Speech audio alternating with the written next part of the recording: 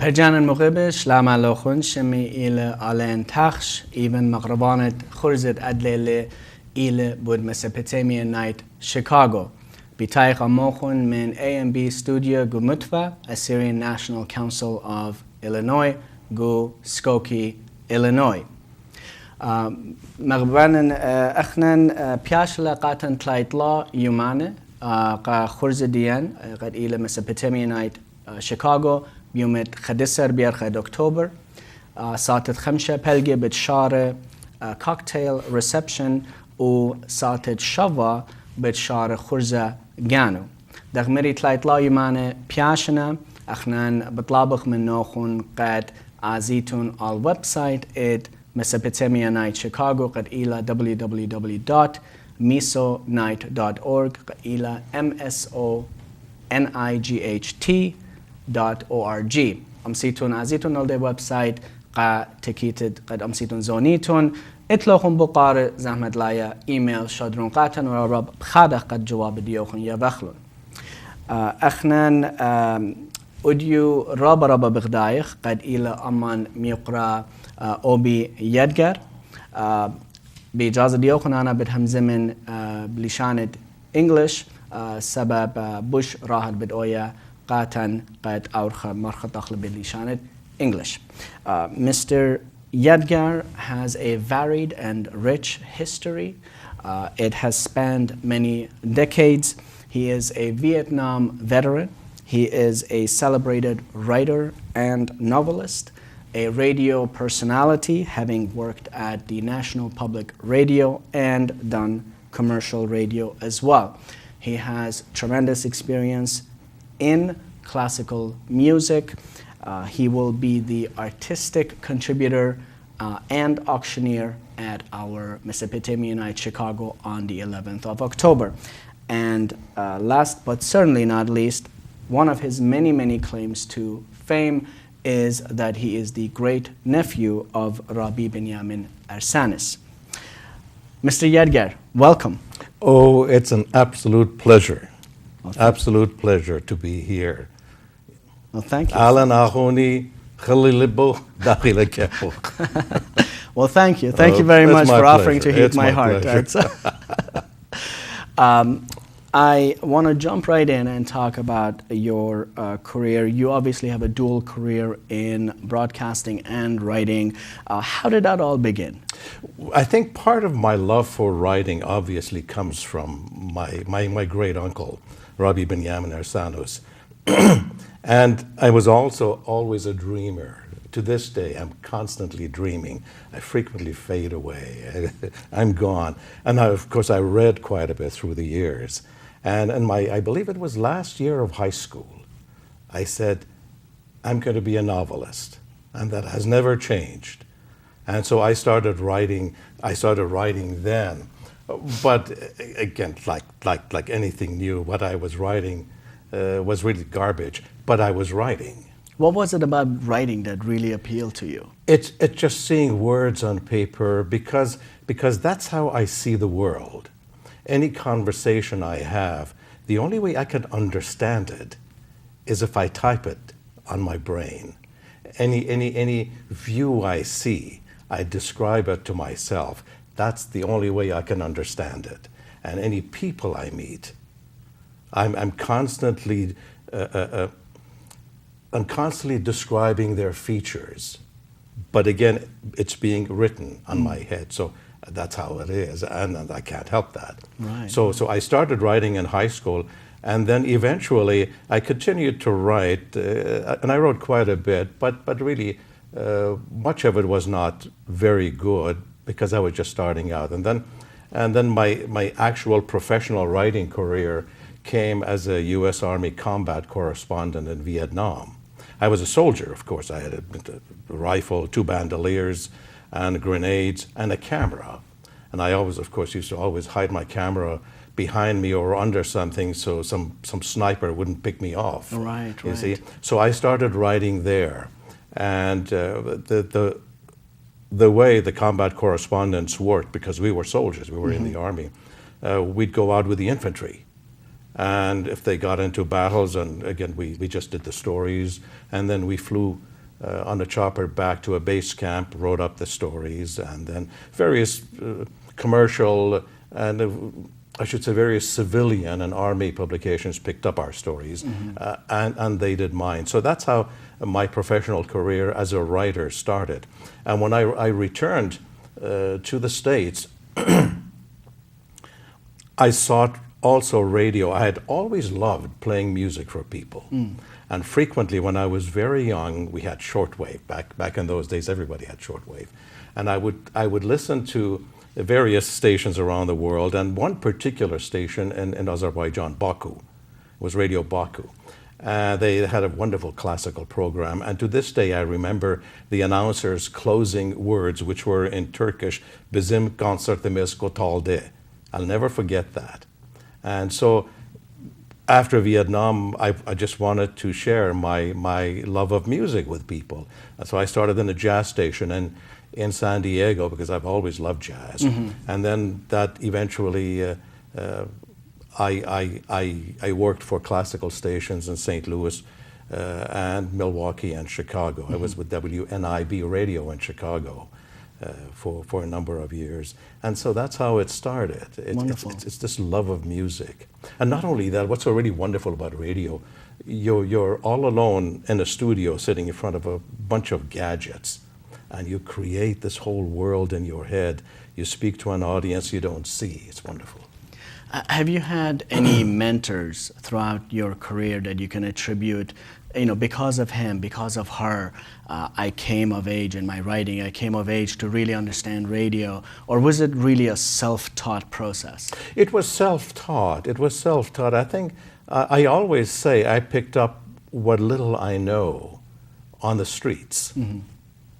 And having had a, I think, very creative mind, what I picked up, I used. But the conversations I heard on the streets registered in my head. That became part of a dialogue in my writing. Actually, before going on air, you and I were talking about how, as a child, you would be sent to get bread. And yeah. Absolutely. Why don't you tell?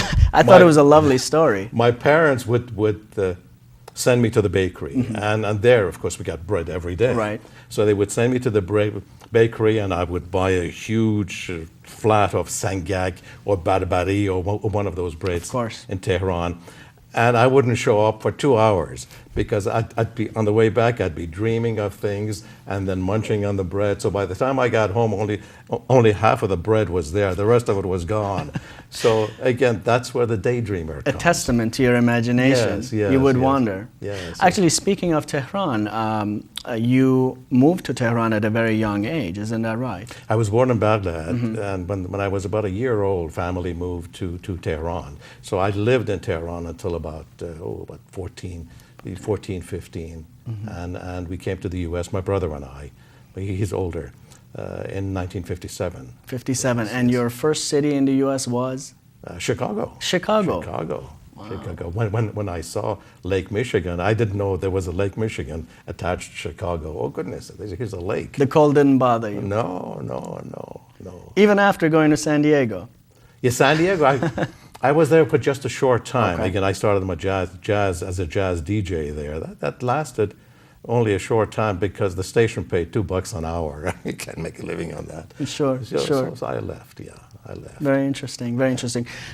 And speaking of, your dual career in broadcasting and writing, which we alluded to earlier and you expanded upon, what was it about the music that appealed to you the most?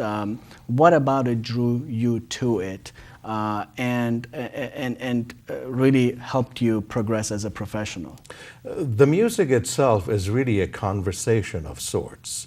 You have Tchaikovsky speaking to you in musical terms, and you, by listening, in a way, are having a conversation with Tchaikovsky. Not only that, but when you consider what profound music this is, what profound music Beethoven wrote, or Mozart, or Haydn, Brahms. Brahms, of course, happens to be one of my one of my favorites. And he used to get his best ideas, he said, when polishing his shoes in the morning. So to this day, I polish my shoes frequently. But yeah, it's just pure sound, and how that sound is put together.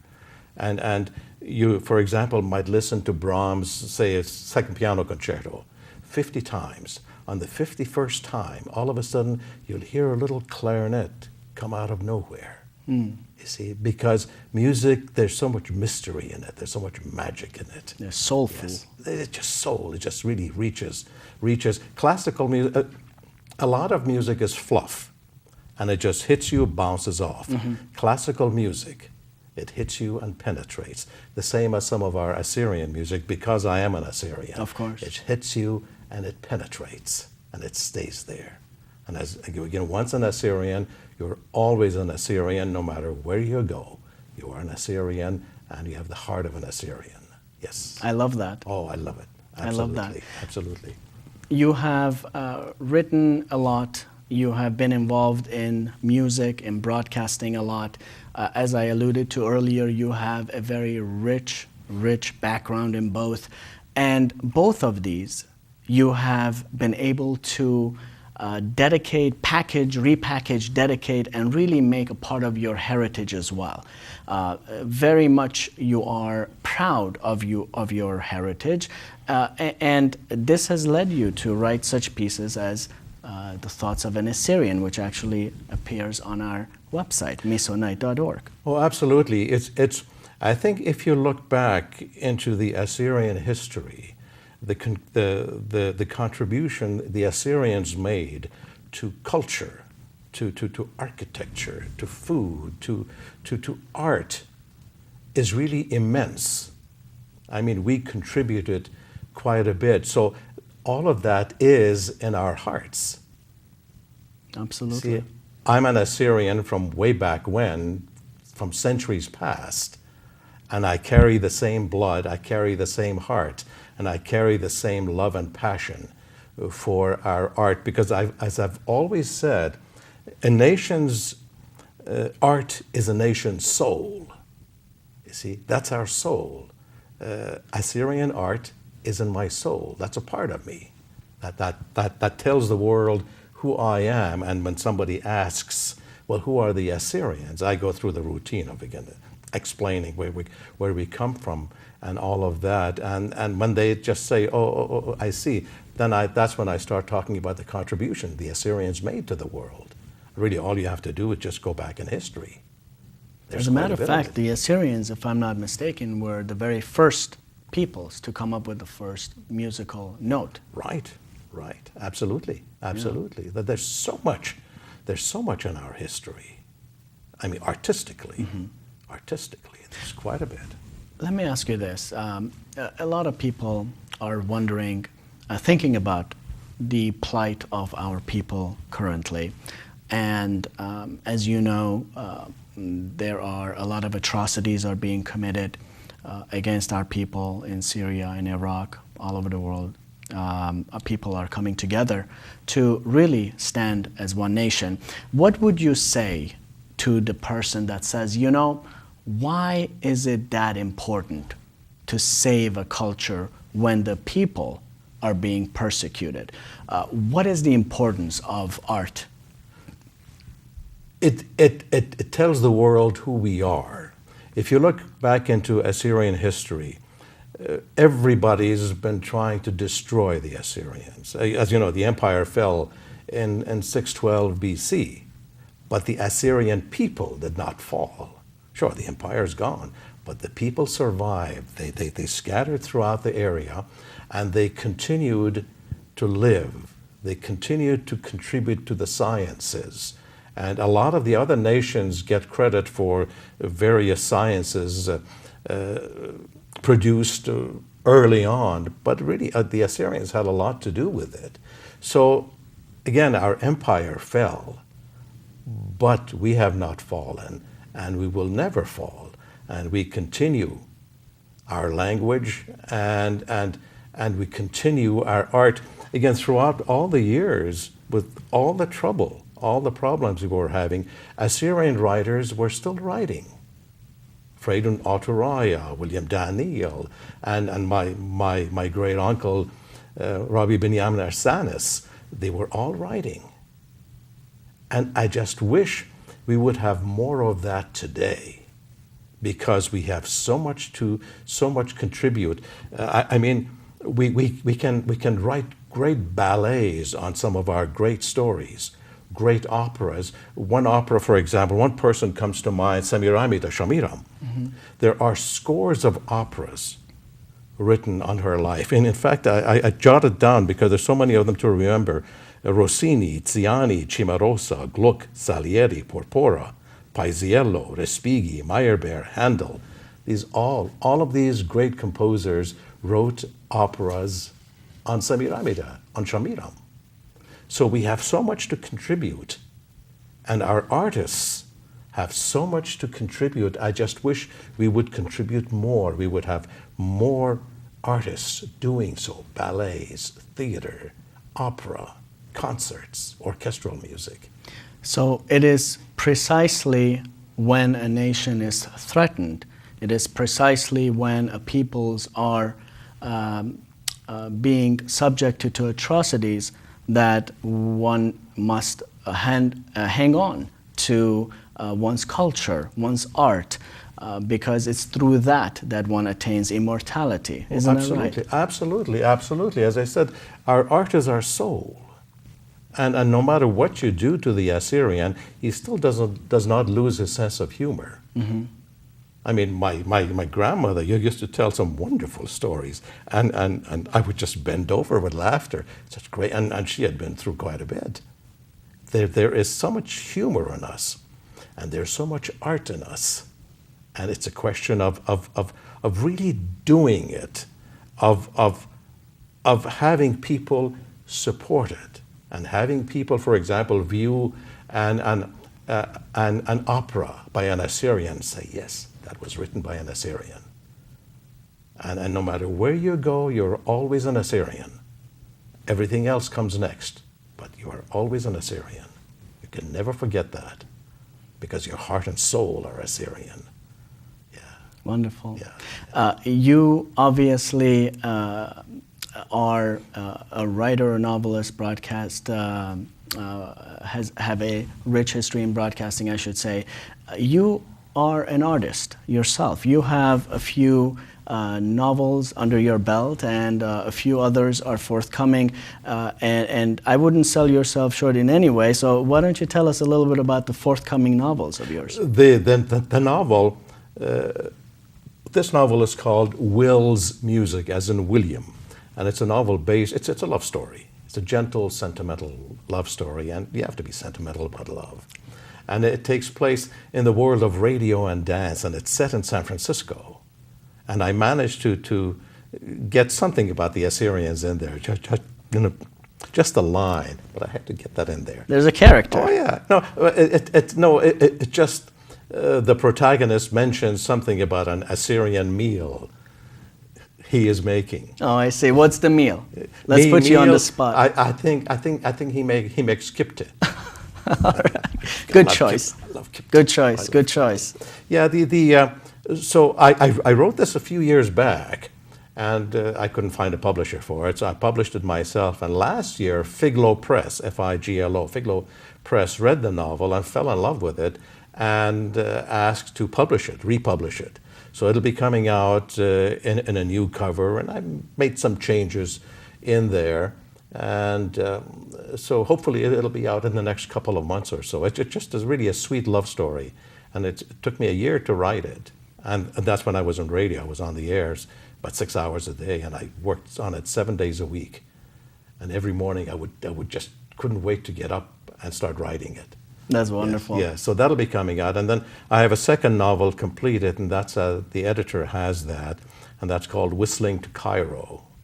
It's a second novel. I'm starting my third novel right now. And then I also have a book of essays, which the publisher has. And it's an essay, but there's a lot of Assyrianism in it. And many of the essays take place in Urmi, oh, I see. where I used to go every summer, because my grandmother had a place there. And there's some stories from Vietnam. There's a couple of short stories in there. So it's been a fun book. It's been a fun book. So I can't wait to get them published. Yeah. That's great. Yes, That's yes. great. So we have artists such as yourself in our community, in our nation, and we have to find ways to celebrate the likes of yourself. And I want to focus on Mesopotamia Night, Chicago. What was it that you felt it important to lend your expertise, your passion, your experience to? Mesopotamia Night obviously celebrates the likes of you, the artists. So what was it about Mesopotamia Night that said to you, this is it, I want to be involved? Because it's the music of my people. Because it's my music. I mean, I'm not a composer or anything, but it doesn't matter. It's my music. Walter Aziz sings my music. For example, there's a wonderful operetta in the upcoming production called Dolly Buta. I guess it translates to marriage contract or something like that. Right, more or less. Yeah, yeah. And the story was one of the pieces written by William Daniel, one of those song poems. And Qasha Shmuel Khangeldi, who is a marvelous composer, he really is. And he took that, say, 5-minute song and converted it into a humorous operetta, about 15 minutes long or so. And the music is wonderful, the story is wonderful, and of course William Daniel wrote this story, and he was a marvelous writer and a composer. So when you combine things like that, not only the musical element of Mesopotamia Night Chicago, also the proceeds go to Assyrian Aid Society, which in turn sends the proceeds to help our Assyrian brothers and sisters in Iraq who are going through really sheer hell for their everyday living. And hopefully they continue to survive, and they will, because they're Assyrians. We always make it. So when you combine all of these things, and we will also have an auction of Assyrian art by Assyrian artists.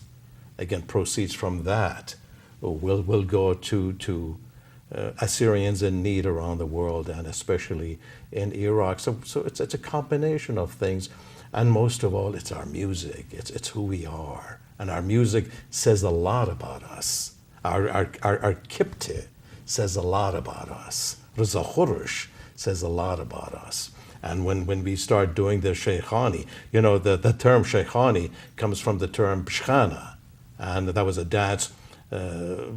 Many Assyrians way back when would dance, say, before a war, before hunting, because it just warmed them up. But you see, there's so much to our culture, and part of it is exhibited at Mesopotamia Night in how many days? 33 days? 33 days and counting. Get your tickets. Absolutely, absolutely. We have, as you mentioned, 33 days to go. More than 400 tickets have been sold. More are on reserves. Obviously, there are a lot of people who have worked tirelessly to bring the program together. I just want to remind our viewers that they can go to www.mesonight.org. That's mesonight.org for your tickets. And of course, if you have any questions, please email us. We'd be more than happy to respond in a timely manner. And as you know, sometimes when we have a get-together or a program, we say 7 o'clock, people show up at 10. At 7 o'clock. That's right. So it's not Assyrian Standard Time. No, it is the usual standard time. That's right. 7 o'clock means 7 o'clock, be there. That's right. That's exactly right. Or as the man used to say in the army, you will be there. Miqra, Obie, Yadgar, thank you very, very much for your time. I usually say a few things at the end, but I would love, and I'm sure our viewers would love, to hear from you your final thoughts of an Assyrian, as we bid our viewers good night. As a final note, I also want to mention that following our program, there will be a showing of On Assyrian Mountain by Rabbi William Daniel and a song by our very own Janelle Youssef. Mukra, Obie, Yadgar, the floor is yours. Your thoughts. Thank you so much. My pleasure. In Vietnam, I was at a bar, which is, the soldiers always go to bars, and I met a person sitting in the next stool, and I told myself, by Jove, this guy looks Assyrian. So I started the conversation with him, and I said, "What are you?" He said, "I'm a Russian." I said, "You know, you look like an Assyrian to me." Well, he said, "My parents are Russian. I mean, my parents are Assyrian." And he said, "What are you?" I said, "I'm an Assyrian." So that's something you can never forget, that wherever you are an Assyrian. And Assyria produced great art. And we have many, many writers, many artists, many sculptors, musicians producing music today. I wish we had more, but perhaps we will have more with a lot of our young artists. But most of all, they need your support. Our artists need your support, because art is something, but you also have to make a living, and you have to support them, and please support them. And if you are an artist and wondering whether you should do that painting or write that novel or compose that music, do it. Do it. If you want to write, sit down and write. It doesn't have to be about Assyrians, but you write. And at the end, always remember you're an Assyrian writer, and the best of luck to you. Was that profound enough? Deeply. Oh, my pleasure, my pleasure. All lies. All lies.